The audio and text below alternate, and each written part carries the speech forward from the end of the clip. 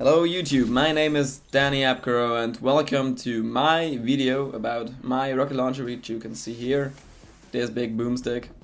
I'm going to show you what is the most effective and the most cheap and reliable rocket launcher for the beginners, and the one you can set up pretty fast after playing some rounds or having enough blutes. So now, let's go for the standard stock, always the standard stock. The other ones aren't really something you need, just the standard stock is just okay.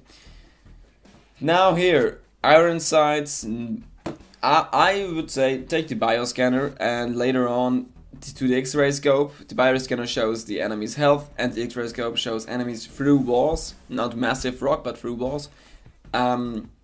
So you can switch between these two, what you like more, but both are not really necessary, but X-ray can be useful at some times, even if you're playing on smaller maps where there are more walls. To the barrel, I would say take the cage, or at the beginning take the cage, it's the best one. The tube, no, don't take the tube, the tube is not good. The tube, as you can see, is a midway barrel for launchers that is easy to reload but has a reduced blast radius, and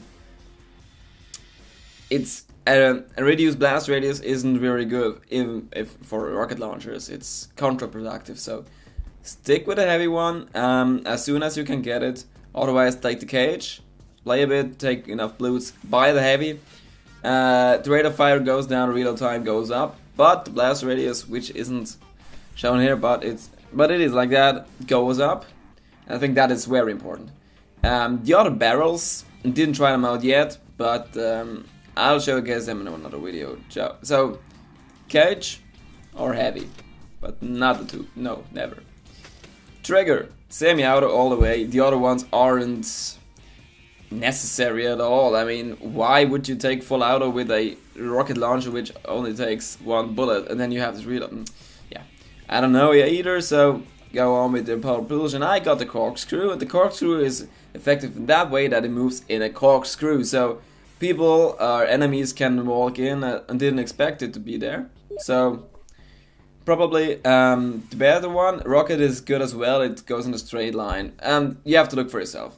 But a corkscrew does also a bit more damage, and yeah, I liked it very much. I think it was the best setup with the corkscrew. Moving on to the shell, impact all the way, the other ones aren't useful at all. Then go on with the contact. The contact, proximity, didn't try it out yet, I have to unlock it. Over the tech tree, maybe I'll try it out, but contact, the other ones are not useful. The dispersal, I'd take explosive, the cluster ones, didn't try them out yet, but the flag is, as I heard, pretty much useless. Cluster can be good, but it can also be pretty bad, but explosive is in my opinion the best one. So that's about it. Let's take the heavy here. So that is the one I always use. I forgot the payload. Don't take slug. That doesn't make sense on a rocket launcher, and it doesn't really explode very good, or it just does normal damage. Take the Tesla because of its effect when the Tesla goes over to the enemies if you hit one. And as soon as you can, buy the pyro, because pyro, most of my kills I get with a rocket launch are kills when my enemies burn down, because it does really much.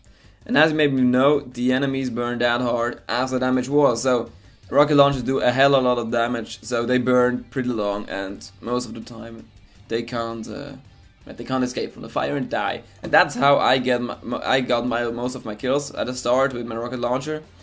So pyro all the way, and that's about it for the beginner's rocket launcher. I've got very good experience with this.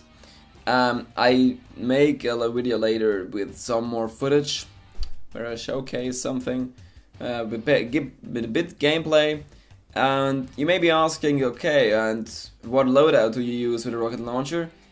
I use Loadout slot 2. Here is my rocket launcher, and here is my pulse weapon.